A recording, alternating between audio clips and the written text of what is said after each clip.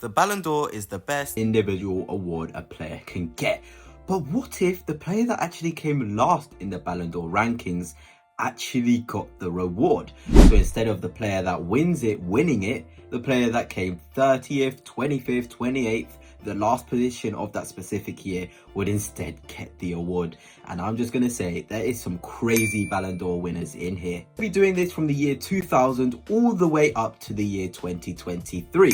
So without further ado, let's get into this. In 2000, the winner of the actual Ballon d'Or was Figo, but the player who came last and thus wins my version of the Ballon d'Or is Roy Keane. And I mean, of course, Roy Keane was an absolutely incredible midfielder, had so much skill, so strong in that battle in the midfield, and obviously a Manchester United legend. So if he actually did win the Ballon d'Or in the 2000, I don't think many people would actually be against it because he was just that good. But it's just quite interesting to see that he finished so low in the Ballon d'Or because obviously he's a great player and had a great season that year, and it kind of shows maybe there's this bias towards attackers. But Roy Keane is your 2000 Ballon d'Or winner, and let's just swiftly move on to the next winner because it's absolutely hilarious that the winner of the 2001 Ballon d'Or, of course, was Michael Owen, but my version of the Ballon d'Or winner who came last in the rankings of that specific year is Patrick Vieira. So of course Roy Keane and Vieira had so many battles in the midfield. Now in 2000 and 2001 respectively, they both have a Ballon d'Or. And of course, Patrick Vieira, a fantastic midfielder, so good for Arsenal. And to be honest, I don't think anybody would be against it if he actually did win the Ballon d'Or in 2001. Of course, to be honest, in that year, Michael Owen was absolutely incredible. But Patrick Vieira, a Ballon d'Or winner in 2001, brilliant dribbling, brilliant tackling. For me, a fantastic player, and well, he's got himself a Ballon d'Or. Now let's just swiftly move on to 2002, where the actual Ballon d'Or winner was Ronaldo Nazario, of course, one of the best strikers we've seen in the game. But the player who actually came last in the rankings of that specific Ballon d'Or year is Inzaghi. Thus, he wins the Ballon d'Or for 2002. So our first striker to win the award, and I can say he's an absolutely incredible striker as well, up there with one of the best we have seen too. And well, of course, well deserving of the award. I mean, he has to be deserving of it because he came last. But yeah, 2002 winner of the Ballon d'Or, coming last place in the rankings of that year, is Inzaghi. Now 2003, where the player who actually won it was Pavel Nedved. I'm still salty he robbed it off of Thierry Henry. But the player who came last in the rankings and actually does win the Ballon d'Or due to my version of it is Ronaldinho. And that's quite normal, to be fair. He actually did win a Ballon d'Or in real life, as we will see later down the years. But yeah, he came last in these rankings. I think he was still playing for PSG at the time. Obviously, still fairly young as well, but a fantastic player. And to be honest, I don't think anybody would be against Ronaldinho actually winning the award if it was the case in 2003, because he was just that good of a player and was already showing the potential to be one of the best players we have seen. Now on to the 2004 Ballon d'Or, where the actual winner of this award was Shevchenko. But my version of the Ballon d'Or winner, the player who came last that year, was Maldini. And to be honest, Maldini was such a good defender that he kind of does deserve a Ballon d'Or. His partner Cannavaro actually did win one later down the line, as we will see. But Maldini, obviously one of the best defenders we have ever seen. Really good player, really good with his feet, really versatile, can play left back, centre back. Just overall a great player. And yeah, I don't think anybody again would be complaining if Maldini won a Ballon d'Or in 2004, because obviously he's a fantastic player. Now let us move on to 2005, where the actual winner of the Ballon d'Or was Ronaldinho, who actually did win my version of the Ballon d'Or in 2003, but he didn't come last that year. So the actual winner in 2005 is Pavel Nedved. Yes, the guy that absolutely robbed Thierry Henry in 2003 actually does get a Ballon d'Or in my version in 2005 because he came last. Obviously a very good, attacking player. Obviously, the fact he's in these rankings show that he deserves to be amongst one of their best players, we've seen in the game. And fair play to Pavel Nedved, you are the Ballon d'Or winner of 2005. Let's just get on to 2006, where the winner of the actual Ballon d'Or in real life was Cannavaro. Very much deserved. But he didn't come last, so of course he's not going to win my version of the Ballon d'Or.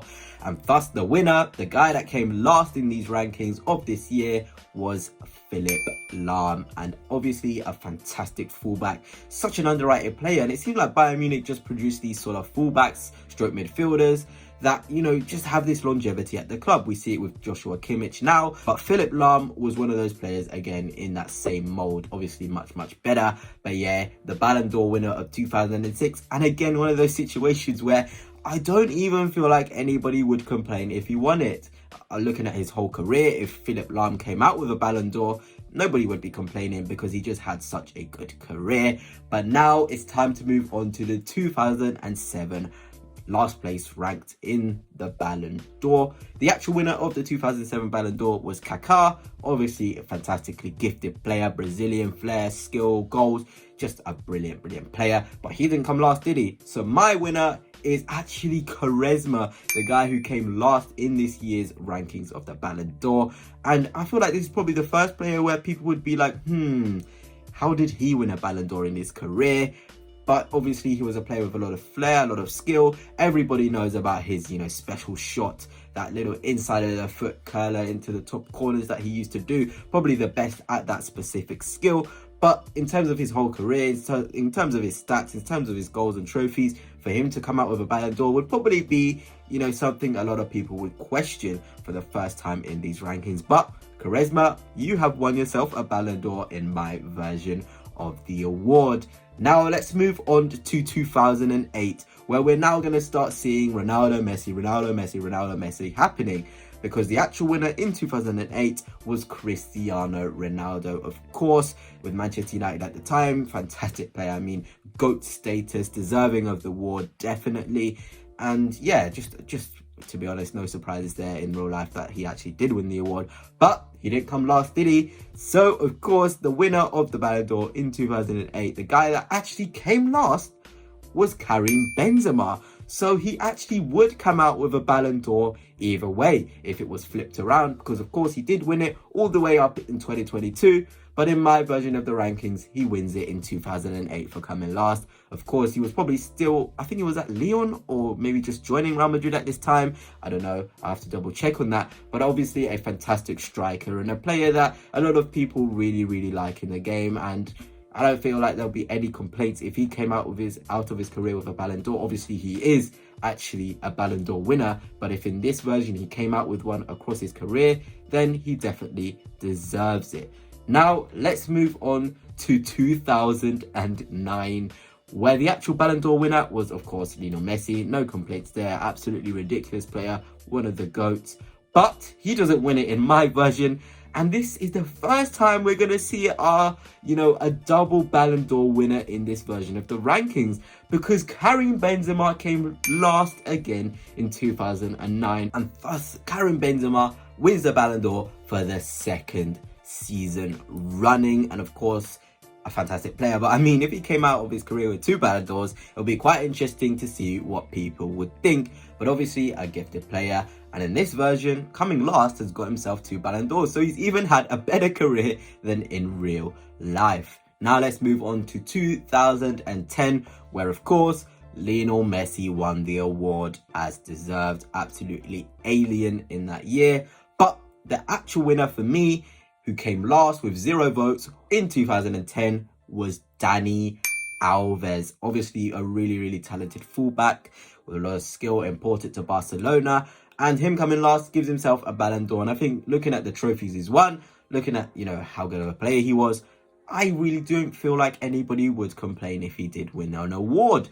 And that just goes to show how good the players that come last in the Ballon d'Or actually are. To even come last, you are a very special player. But let's move on to 2011, where of course the actual Ballon d'Or winner was Lionel Messi. But he didn't come last, did he? So the 2011 Ballon d'Or winner for coming last in the rankings was Gerard Piqué. Of course, one of the best defenders in the 2010s era. And again, another player where you look at his career, look at how good he was. I don't feel like anybody would be complaining if he won an award. Probably that thing again where he was a defender. So obviously people aren't going to look at him in the conversation for Ballon d'Ors. But he was that good that I wouldn't even, bat an eye if he came out with a Ballon d'Or across his career. But yeah, Gerard Piqué, congratulations. You come out with a Ballon d'Or on these rankings and my version of it. Now, let us move on to 2012, where, of course, the actual winner was Lionel Messi once again. 4 Ballon d'Ors in a row. Absolutely alien. But in my version, Messi, you have 0. Ronaldo, you have 0. Because the actual winner in 2012 of the Ballon d'Or for coming in last place was Mario Balotelli. And probably, again, with charisma all those years ago in my version of the rankings, it's a big surprise. Obviously a fantastic player, but if anyone, kind of looked at Balotelli's career and he came out with a Ballon d'Or, I think a lot of people would be shocked. He obviously had the ability, but his mentality wasn't there, right through it. But obviously a fantastically gifted player to even be in the rankings in this year, and he can walk away with a Ballon d'Or off the basis of my version. So your 2012 Ballon d'Or winner is Mario Balotelli. Now, let's move on to 2013, where we finally get a break on Lionel Messi actually winning Ballon d'Ors, because in this year, the actual Ballon d'Or winner was Cristiano Ronaldo. But, of course, he didn't come last that year, and the player who actually did come last is Manuel Neuer, and of course one of the best goalkeepers we have ever seen, if not the best. And I feel like, again, one of those players who, if he actually came out of his career with a Ballon d'Or, nobody would really bat an eye to, because he kind of deserves it. He was just so unlucky he's against Ronaldo and Messi, and so unlucky that he's just purely a goalkeeper, that he's never won an award, because he's been in 3rd place in so many Ballon d'Ors. I know that for a fact. So Manuel Neuer, congratulations, you have yourself a Ballon d'Or off the basis of my version of the award. Now let us move on to 2014, where we of course saw Cristiano Ronaldo win the Ballon d'Or in real life for the 2nd consecutive year. But that's not how it works around here, because in last place, and thus the winner of the Ballon d'Or, it is Sergio Ramos, a fantastic defender again. I do wonder if anybody would bat an eye if he won a Ballon d'Or. Obviously, Piqué was fantastic. Ramos is on the same level, if not a little bit better. So again, I probably am, right in saying that nobody would really bat an eye if Ramos came out of his career with a Ballon d'Or. And of course, another player so unlucky that he was in the same era as Ronaldo and Messi. But yes, 2014's Ballon d'Or winner is Sergio Ramos. Now let's move back on to 2015. Where again Lionel Messi actually did win the Ballon d'Or in real life. But again, that's not how it works around here, because in last place it was Ivan Rakitic, and that is a name I haven't heard for a very, very long time. He wins the Ballon d'Or because he came last in this year's rankings, and obviously I was a big fan of this guy, the technique, the skill, one of those players in the Barcelona sort of side whereby you would kind of look at him and be like, you deserved a lot more credit than you got. But of course, in this version of my Ballon d'Or, he gets the credit he deserves because he walks away with the award. But I'm actually quite interested to know how many people would actually be surprised if he came out of his career with a Ballon d'Or, because obviously Modric won one in real life, Rakitic didn't. But for me, a very, very good player. But let us move on to 2016, where the actual winner of the award, again, was Cristiano Ronaldo. When you're doing this, you just see how good Ronaldo and Messi were. I haven't actually said a different winner in real life since 2007 with Kaká. But yeah, 2016 was won by Cristiano Ronaldo. But of course, that's not how it works around here. And the actual winner of the award in 2016 was Hugo Lloris. We have another goalkeeper winner.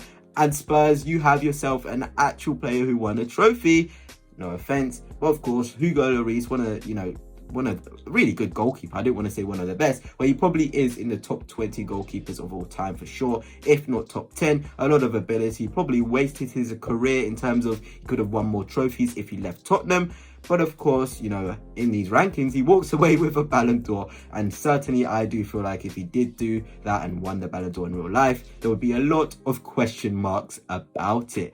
But let's now move on to 2017, where the actual winner again was Cristiano Ronaldo.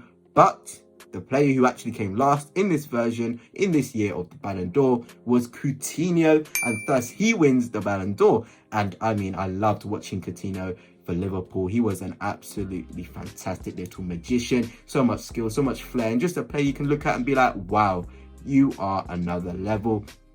And very much, you know, probably not deserving of a Ballon d'Or, but he definitely deserves a bit more recognition for the sort of things he brought to the game with his, you know, just skill, flair and ability. But yeah, he walks away with a Ballon d'Or in 2017. I do wonder if anybody would bat an eye if he actually did win a Ballon d'Or in real life. But let us now move on to 2018. So close to the end. But the actual winner in 2018, finally somebody different from Ronaldo and Messi, was Luka Modric. And what a fantastic player he was, deserving of the Ballon d'Or in this year.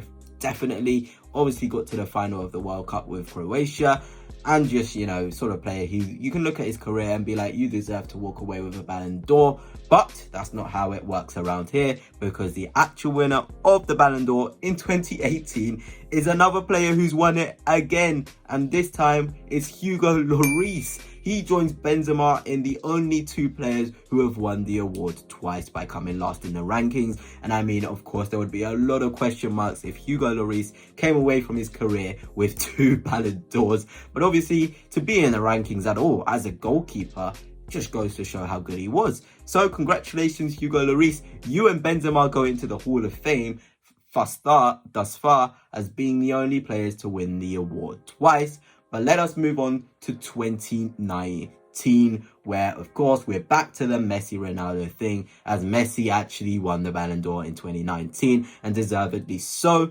But, of course, he didn't come last, did he? So the actual winner, by coming last with 0 votes, was Donny van de Beek. And this is a player I'm just so sad to see the way his career has gone.